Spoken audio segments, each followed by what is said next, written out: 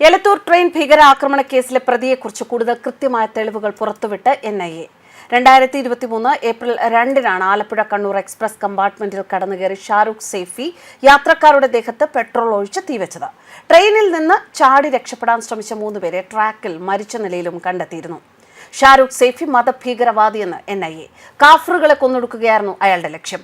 രക്തരൂക്ഷിത ജിഹാദിന് ഷാരൂഖ് ശ്രമിച്ചുവെന്നും ഷാരൂഖ് പിന്തുടർന്നിരുന്നത് തീവ്ര ഇസ്ലാം മത പ്രചാരകരെ എന്നും NIA കോടതിയിൽ വ്യക്തമാക്കിയിരിക്കുന്നു. ഷാരൂഖിന്റെ ജാമ്യാപേക്ഷയെ എതിർത്ത് കോടതിയിൽ നൽകിയ റിപ്പോർട്ടിലാണ് നിർണായകമായ വിവരങ്ങൾ NIA പങ്കുവച്ചിരിക്കുന്നത്. ജാമ്യാപേക്ഷ കൊച്ചി NIA കോടതി തള്ളി. തീവ്രമത ചിന്താഗതിക്കാരനായിരുന്ന ഷാരൂഖ് സൈഫി അവിശ്വാസികളെ കൊന്നത് പാപമോചനത്തിനായാണ്. വിദ്വേഷ മതപ്രാസംഗികൻ സക്കർ നായിക്കിന്റെ പ്രസംഗങ്ങൾ ഷാരൂഖ് തുടർച്ചയായി പിന്തുടർന്നിരുന്നു. പ്രതിയിൽ നിന്നും പിടിച്ചെടുത്ത ഡിജിറ്റൽ തെളിവുകളുടെ സൈബർ ഫോറൻസിക് പരിശോധനാ ഫലത്തിലായിരുന്നു ഭീകര ആശയങ്ങളിൽ ഇയാൾ ആകൃഷ്ടനായിരുന്നു എന്ന് വ്യക്തമാകുന്നത്. കടുത്ത മതഭീകരവാദിയായ ഷാരൂഖ് തന്റെ വിശ്വാസങ്ങൾ പിന്തുടരാത്തവരെയെല്ലാം കാഫറുകളായി കണ്ടു.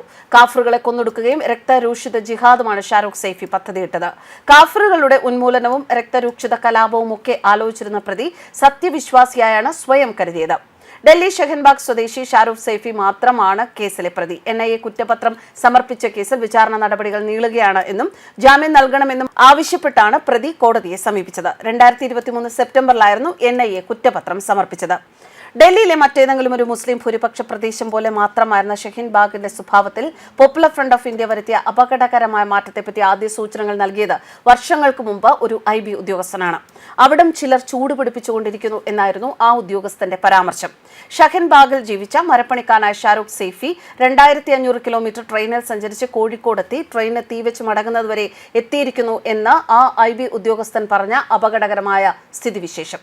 ദില്ലി നഗരമധ്യത്തിൽ നിന്ന് 15 കിലോമീറ്റർ മാത്രം അകലെ യമുന നദീതീരത്തെ ജനസാന്ദ്രത നിറഞ്ഞ ഒരു കോളനിയാണ് ഷഹീൻ ബാഗ്.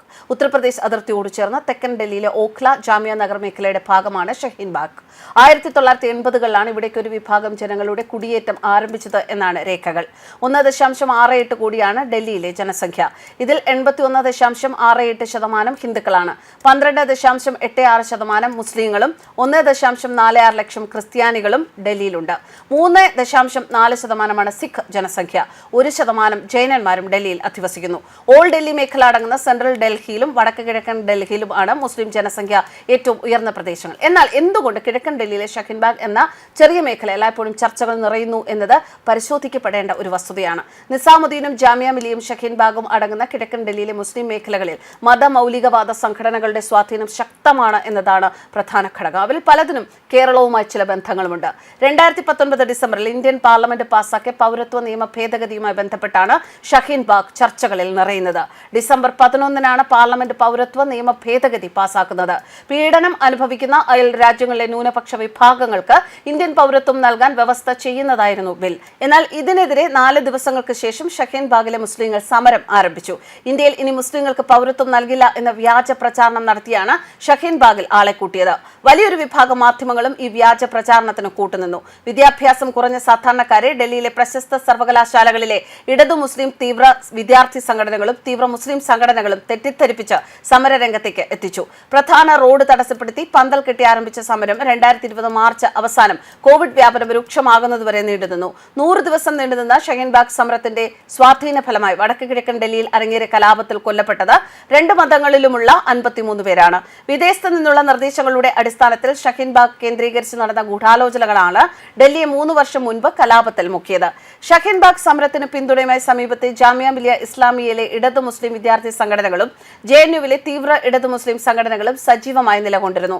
പോപ്പുലർ ഫ്രണ്ടിന്റെ ദേശീയ ആസ്ഥാനത്ത് നിന്ന് സമരക്കാർക്ക് ആവശ്യമായ ഭക്ഷണ സാധനങ്ങൾ അടക്കം എത്തിക്കൊണ്ടിരുന്നു. PFI അവർ നിയന്ത്രിക്കുന്ന all India imams council, Rehab India foundation എന്നിവയുടെ ആസ്ഥാനങ്ങളാണ് ഷഹീൻ ബാഗിൽ ഉണ്ടായിരുന്നത്.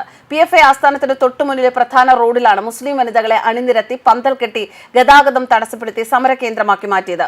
2020 ഫെബ്രുവരിയിൽ നടന്ന ദില്ലി കലാപത്തിന് ഫണ്ട് നൽകിയത് PFI ആണ് എന്ന് ഡൽഹി പോലീസ് രജിസ്റ്റർ ചെയ്ത FIRകളിലും കോടതികളിൽ സമർപ്പിച്ച കുറ്റപത്രങ്ങളിലും വ്യക്തമാക്കുന്നുണ്ട്. വടക്ക് കിഴക്കൻ ഡൽഹിയിൽ മതകലാപത്തിന് വഴിമരുന്നിട്ടതിന് പിന്നിൽ വൻ ഗൂഢാലോചന നടന്നിരുന്നു. ഷഹീൻ ബാഗിലെ താമസക്കാരായ ഭൂരിഭാഗം മുസ്ലിങ്ങൾക്കും പോപ്പുലർ ഫ്രണ്ടിന്റെ പ്രവർത്തനങ്ങളെപ്പറ്റി ആഴത്തിലുള്ള അറിവുണ്ടായിരുന്നു എന്ന കാര്യത്തിൽ സംശയമാണ് എന്നാണ് പോലീസ് ഉദ്യോഗസ്ഥർ അന്ന് വിലയിരുത്തിയത്. കുട്ടികളുടെ വിദ്യാഭ്യാസ കാര്യങ്ങൾ ചെയ്യുന്ന കേരളത്തിൽ നിന്നുള്ള ഒരു NGO ആയിട്ടാണ് റിഹാബ് ഇന്ത്യ ഫൗണ്ടേഷനെ പലരും മനസ്സിലാക്കിയത്.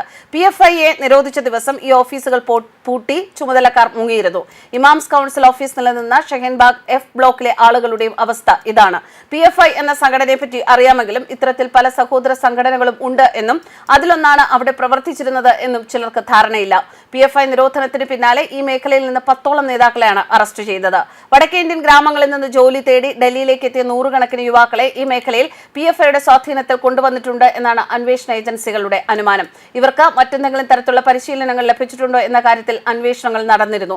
എന്നാൽ കോഴിക്കോട് ട്രെയിൻ തീവെപ്പ് കേസിൽ ഷഹീൻബാഗ് സ്വദേശി ഷാരൂഖ് സൈഫി അറസ്റ്റിലായതോടെ കൂടുതൽ യുവാക്കൾക്ക് പരിശീലനം ലഭിച്ചിട്ടുണ്ടാവും എന്ന ആശങ്കയും ശക്തമായിരുന്നു. എന്തായാലും ഷാരൂഖ് സൈഫിയെ കുറിച്ചുള്ള കൂടുതൽ വിവരങ്ങൾ പുറത്തു വരുമ്പോൾ ഇത് ഒരിക്കലും നിസ്സാരമായി തള്ളിക്കളയാവുന്ന ഒരു കേസല്ല. ഇത്തരത്തിലുള്ള തീവ്രവാദ ബന്ധം വച്ച് പുലർത്തുന്ന വ്യക്തികളെ വളരെ ജാഗ്രതയോടെ നിരീക്ഷണം പുലർത്തണം എന്ന് തന്നെയാണ് NIAയുടെ ഈ റിപ്പോർട്ടിലൂടെ വ്യക്തമാകുന്നത്. ന്യൂസ് ഡെസ്ക് കർമ്മ ന്യൂസ്.